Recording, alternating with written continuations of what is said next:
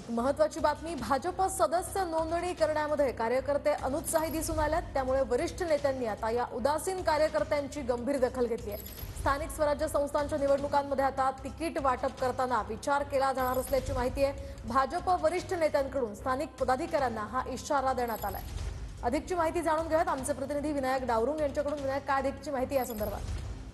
भाजपकडून 1.5 कोटी सदस्य नोंदणी जी आहे ती करण्याचं उद्दिष्ट ठेवलेलं आहे, परंतु अजूनही ते उद्दिष्ट जे आहे ते पूर्ण झालेलं पाहायला मिळत नाही आणि त्यामुळे 10 फेब्रुवारीपर्यंत मुदतवाढ जी आहे ती या सदस्य नोंदणीला देण्यात आलेली आपल्याला पाहायला मिळते।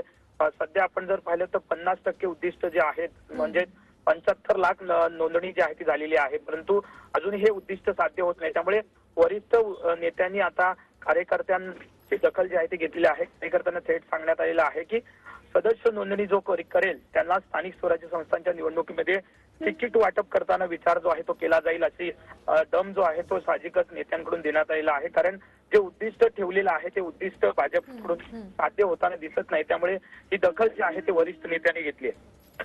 अगदी नक्कीच धन्यवाद विनायक दिलेल्या सविस्तर माहितीसाठी। पालिका निवडणुकीमध्ये त्यामुळे आता तिकीट वाटप करताना विचार केला जाणार असल्याची माहिती नेत्यांनी दिली आहे।